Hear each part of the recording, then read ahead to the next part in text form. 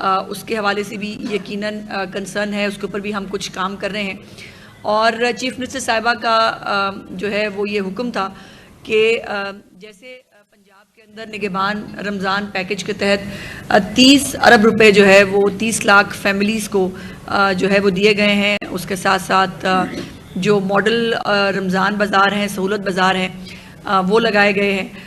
तो ये नहीं हो सकता था कि मेरे होते हुए, रशीद अंसारी साहब के होते हुए चीफ मिनिस्टर साहिबा आपको भूल जाती। तो उन्होंने कुछ जो है वो तहाइफ आपके लिए भिजवाए हैं, जो मैं देने के लिए आपके पास यहाँ आई हूँ।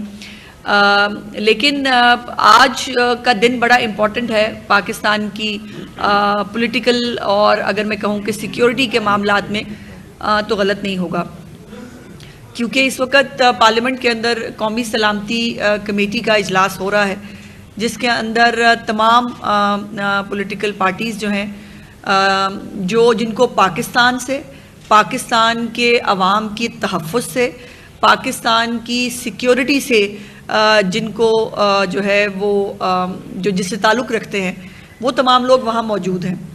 और एक तहरीक बाइकआउट है जिसका काम ही पूरी पाकिस्तान की जितनी उनकी पॉलिटिकल हिस्ट्री है, उनका काम है बाइकआउट करना।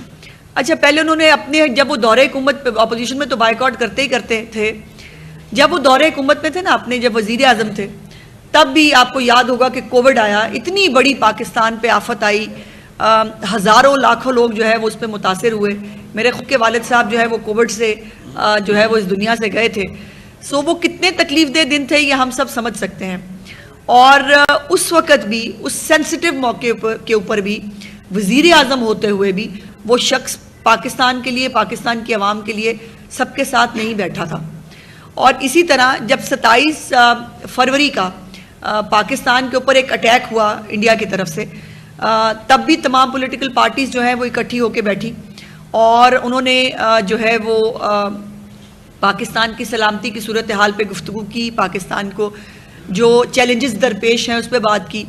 मौसूफ तब भी नहीं बैठे और तब भी जो है वो उनकी अकड़, उनका तकब्बुर, उनकी नाक, वो शायद पाकिस्तान से अपने आप को ऊपर समझते हैं। और अब तो मुझे ये कहने में आर नहीं है, मैंने तो कल भी जब मीडिया से बात की थी तो मैंने कल भी कहा था और मेरी प्रेडिक्शन बिल्कुल दुरुस्त साबित हुई। थोड़ी शाम को कुछ देर के लिए खबर आई थी, नहीं नहीं जी वो बिल्कुल हम बैठ रहे हैं, हम नाम भी दे दिए थे उन्होंने, लेकिन मैंने कल भी कहा था ये नहीं बैठेंगे, ये नहीं बैठ सकते, बिकॉज इनका एजेंडा पाकिस्तान का, पाकिस्तान की आवाम का जानो माल का तहफ़्फ़ुज़, पाकिस्तान की सिक्योरिटी को जो दरपेश मसाइल हैं, पाकिस्तान के ख़िलाफ़ जो साजिशें हो रही हैं, उन तमाम को जो है वो देखना नहीं है। इनका एजेंडा पाकिस्तान में इंस्टेबिलिटी है, इनका एजेंडा पाकिस्तान में पोलराइजेशन है, इनका एजेंडा पाकिस्तान के अंदर जो ऐसी फोर्सेस जो पाकिस्तान के मफाद के ख़िलाफ़ काम कर रही हैं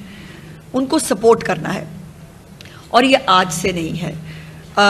मुझे अगर आपको मुझे याद कराना पड़े तो इमरान खान साहब जब अपोजिशन में थे तब भी वो कहते होते थे कि तालिबान हमारे भाई हैं, हमें उनको दफ्तर बना के देने चाहिए। इन्होंने उनको फंड्स भी दिलवाए केपीके की गवर्नमेंट से और उनको जो है वो जब दौरे हुकूमत में थे तो उनको पैटर्नाइज करते रहे। लेकिन मियां नवाज शरीफ साहब, आपको याद होगा जब नेशनल एक्शन प्लान बना, पिछला नेशनल एक्शन प्लान, और एपीएस का एक बहुत बहुत तकलीफ दे वाक़या वो आज भी याद आता है तो दिल दहल जाता है। उस वाक़े के बाद अल्लाह जाने इसको वो अकल कैसे आई, और वो अकल का भी एक बैकग्राउंड ये है कि क्योंकि बंदे पीछे चारे रह गए थे सामने बैठने वाले, धरना जो है वो तकरीबन दम तोड़ चुका था और धरने को वाइंड अप करने के लिए इनको सेफ एग्जिट चाहिए था। तो इनको जो है वो उस बैठना पड़ा उस कमेटी के अंदर और एक नेशनल एक्शन प्लान बना। उसके बाद ऑपरेशन ज़रबे अज़्ब हो, रद्दुल फसाद हो, ऑपरेशंस के ज़रिए जो दहशतगर्द पाकिस्तान में ऑपरेट कर रहे थे, जो उनके नुमाइंदे थे, जो स्लीपिंग सेल्स थे, सबको यहाँ पर तबाह कर दिया गया, उनको ख़त्म कर दिया गया। और पाकिस्तान में कुछ साल अल्लाह का कर्म है कि बहुत अमन रहा, बहुत सुकून रहा। अपने दौरे हुकूमत में तो जैसे मैंने आपसे कहा कि उनको बसाया भी ला के उनके बारे में बात करने की भी इजाज़त नहीं थी, और हर तरह से पैटर्नाइज करके, इवन यहाँ ये कि जो लोग पकड़े गए थे, जिन लोगों को सज़ाएं हुई थी, उनको सदारती माफ़ी दिलाकर उनको दोबारा पाकिस्तान में लाकर बसाया गया। और उसका फिर उन्होंने आपने उसका फ्रूट भी देखा। जो ज़मान पाक के बाहर आपको वही दहशतगर्द जो सदारती माफ़ी पे छूटे थे, वो इमरान खान की सिक्योरिटी करते हुए और इमरान खान की पार्टी के बेचारे मासूम बच्चों को पेट्रोल बम जो है वो बनाना और चलाना सिखाते हुए पूरी मीडिया की आंख के ज़रिए पूरी दुनिया ने देखा। और इनको तालिबान खान जो है वो हमेशा कहा जाता रहा, जो गलत नहीं था।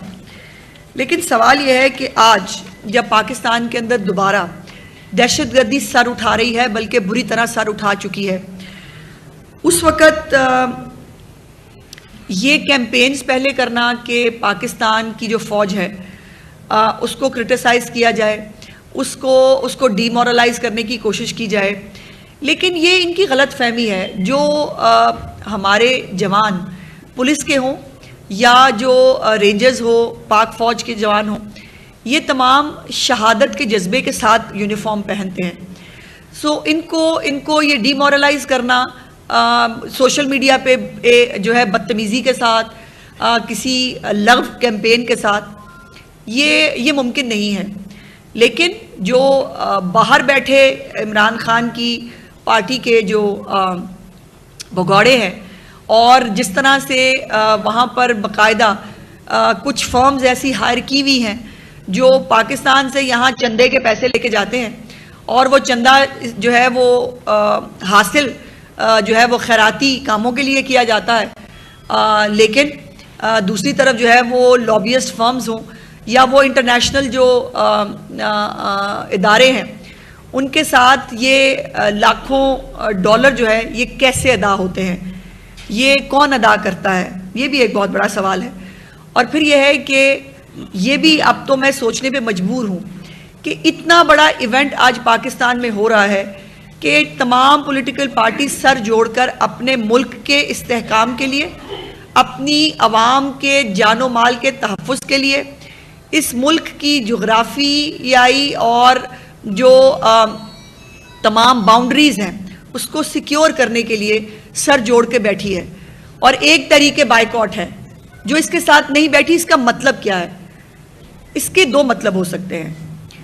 एक तो ये मतलब है कि इनको वाकई इमरान खान और उसकी सियासत पाकिस्तान से ऊपर लगती है।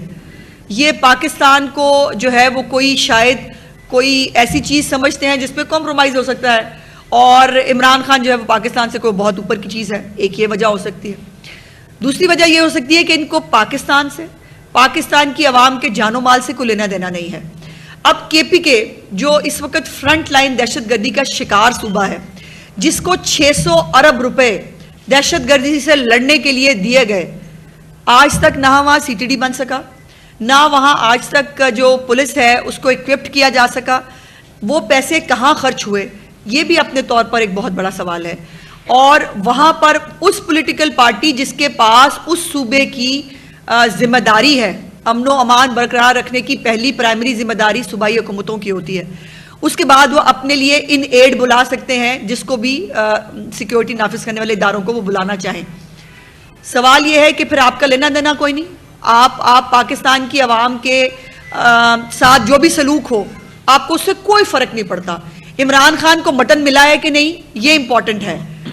लेकिन थाने पे जो है वो हमला हो गया है, आपके जो है वो जाफर एक्सप्रेस जो है वो अगवा कर ली गई है, उनकी मर्जी है, उस पर मतलब मैं क्या ही कह सकती हूँ। लेकिन आप पाकिस्तान की आवाम चले कुछ फीसद सही जो आपके साथ हैं, ख़ास तौर पे खैबर पख्तूनख्वा के लोग जिन्होंने आपको